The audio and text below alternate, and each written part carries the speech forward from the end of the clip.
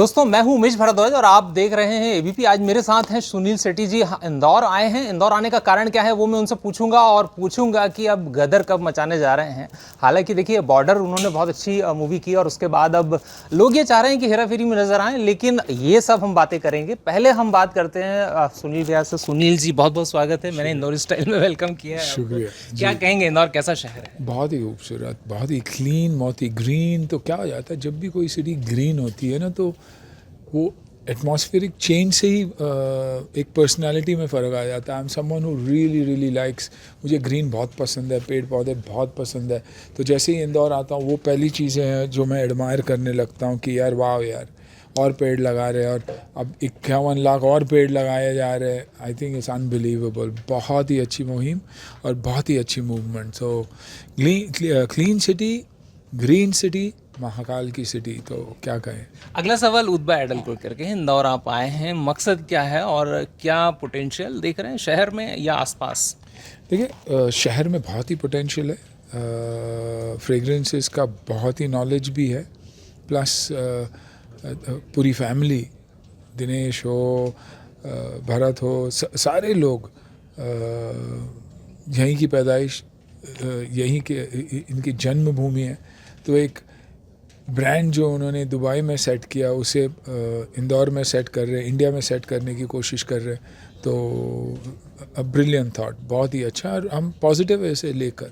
हम कहते हैं कि घर घर में पेड़ होता है ना, घर में उगाया जाता है। इंदौर में भी तमाम लोगों क्या है, ये कहा जा रहा है कि अब ये बाहर से लेके आ रहे हैं दुबई से। तो क्या उसमें ऐसा लोगों में सवाल है कुछ? पेड़ नहीं लेके आ रहे, फ्रेगरेंस लेके आ रहे, मैन्युफैक्चरिंग का नॉलेज लेकर आ रहे, ब्रांड को लेके आ रहे। और जब भी वो यहाँ तो ये बिज़नेस नहीं करते थे, वहाँ जाके ये बिज़नेस करने लग गए, उसकी नॉलेज आई, तो वो नॉलेज को लेके इंडिया इंपोर्ट किया जा रहा है। तो यानी बेनिफिट इंडिया के लिए है कि इतने एक्सपीरियंस लोग यहाँ आके अपनी ब्रांड सेट करने की कोशिश कर रहे हैं। आपने कहा कि तकरीबन 15 साल से ज़्यादा का सफ़र है इनके साथ, तो तमाम ऐसी चीज़ें आई होंगी जो आपको कोई अच्छी लगी हो, बहुत अच्छी चीज़ जो आपको लगी होगी अब तक के सफ़र में उनके साथ। पर्सनली एज अ फैमिली बहुत अच्छे लोग, बहुत ही नॉलेजेबल लोग। उनके फादर भी बहुत ही नॉलेजेबल, बच्चे भी बहुत ही नॉलेजेबल। और जब यंगस्टर्स कुछ करना चाहते हैं तो उम्मीद यही रहती है कि सक्सेस होगी और अपने आप को एस्टैब्लिश करेगी ब्रांड। 2-3 सवाल बहुत आपके दिल के करीब जो हैं। आप शुरुआत करूंगा मैं आपके पिता से। मैंने जो सुना कि उनका सफ़र बहुत संघर्ष में रहा है, रेस्टोरेंट से शुरुआत हुई थी। तो क्या कहेंगे जो आज जिस मुकाम पर आज हैं, क्या भूलना ज़रूरी, ऐसी कौन सी चीज़ें जो नहीं भूलना चाहिए इंसान को? यही कि आपकी जो नहीं भूलना चाहिए। जो आपकी शुरुआत कहाँ से हुई थी? तो पापा वेटर थे, 9 साल की उम्र में यहाँ आए थे। तो उनकी मेहनत, उनकी ऑनेस्टी, उनकी सिंप्लिसिटी, उनकी सच्चाई, वो कभी नहीं भूलनी चाहिए, और मैं कभी भूलता भी नहीं हूँ। और आज नहीं, पिछले 35 साल से इंडस्ट्री में हूँ और ये नहीं जानता कि सक्सेस मैंने कितनी हासिल की। हिट फिल्में जितनी दी है शायद उतनी फ्लॉप भी दी है मैंने, लेकिन इंसान नहीं बदला हूँ। और प्यार बहुत है, मुझे प्यार बहुत ही मिला है, और उसके लिए हमेशा ये क्रेडिट मैं दूंगा अपने माता पिता को ही, कि उन्होंने हमेशा मुझे ग्राउंडेड रखा है। और मेरी कोशिश भी यही रहती है कि मैं जितना ग्राउंडेड रहूं उतना अच्छा। और वही तालीम हमने बच्चों को भी दी है कि stay grounded, stay simple, success failure is a part of life.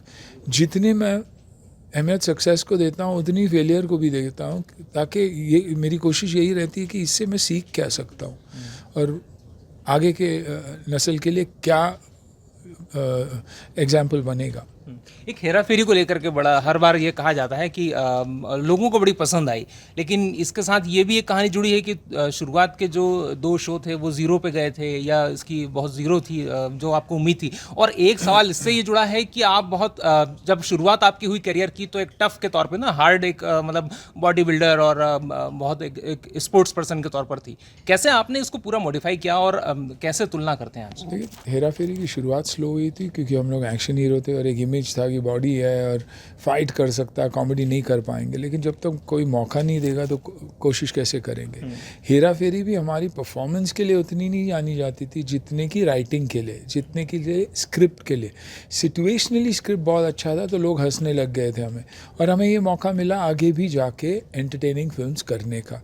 और एक एक्टर यही चाहता है कि एक इमेज के साथ न रहकर वैरायटी ऑफ रोल्स करे तो अच्छा रहेगा, और यही मौका हमें मिला।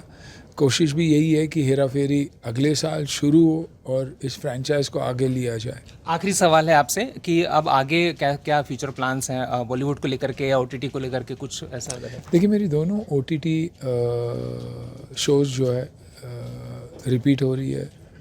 हंटर अमेज़ॉन मिनी और अमेज़ॉन पे, और वैसे ही धारावी।